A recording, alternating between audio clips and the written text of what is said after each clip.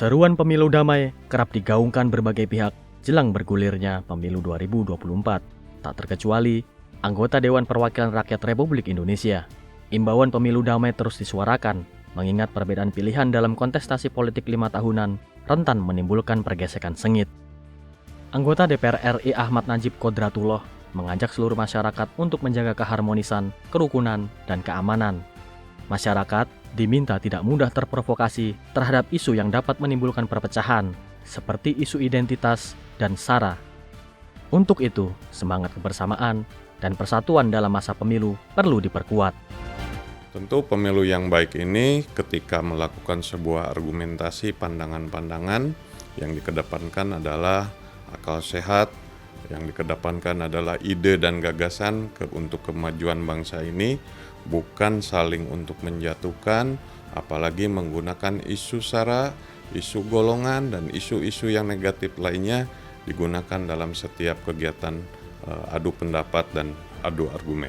Nah, saya juga mengajak para generasi milenial, generasi Z kita melakukan haknya, melaksanakan haknya untuk ikut partisipasi dengan cara ikut memilih, datang ke TPS, menentukan 5 tahun nasib bangsa ini.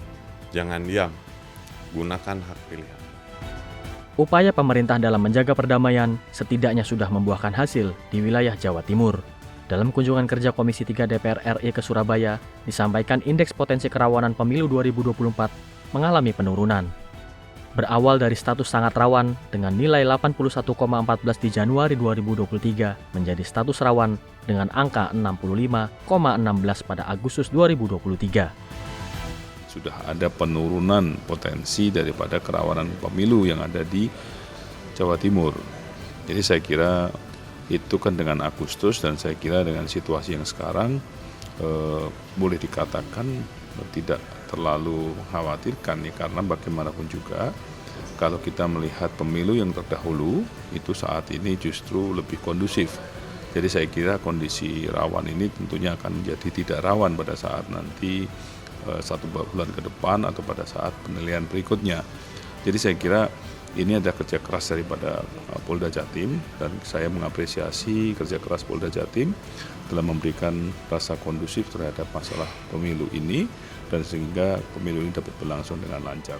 Tak hanya aparat penegak hukum, peran menjaga perdamaian juga perlu dilakukan Badan Pengawas Pemilu dan Komisi Pemilihan Umum.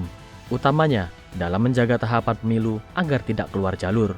KPU dan Bawaslu harus meningkatkan koordinasi untuk mencegah terjadinya pelanggaran kampanye serta tindak pidana pemilu lainnya.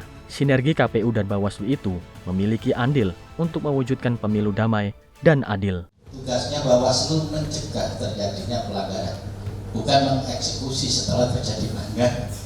Ya, tugas utamanya Bawaslu itu mencegah. Kalau sudah terjadi, itu urusan yang berbeda. Tapi upaya kan Bawaslu melakukan upaya pencegahan. Untuk menuju ke sana, tentu komisioner KPU dengan Bawaslu posisinya punya tupoksi yang berbeda, tapi tujuannya sama, sukses pemilu. Begitu. Nah, mudah-mudahan ini saya pikir dengan koordinasi seperti ini kita hanya ingin memastikan juga sebetulnya kaitan dengan pemilu bisa berjalan dengan baik, dengan sukses, dengan lancar, dengan aman, dan menjadi ajang bukan ajang disintegrasi tapi ajang integrasi bangsa.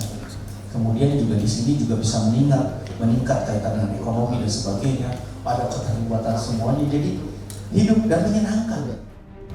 Pemilu merupakan pesta demokrasi yang seharusnya dirayakan dengan sukacita. Artinya, perbedaan yang ada jangan sampai dimanfaatkan oleh pihak tertentu untuk merusak keharmonisan bernegara. Oleh karenanya, semua pihak diharapkan mempunyai komitmen untuk mengawal pemilu agar berjalan aman, tertib, berintegritas, dan berkualitas. Sehingga seruan pemilu damai bukan hanya slogan semata. Tim Liputan TVR Parlemen melaporkan.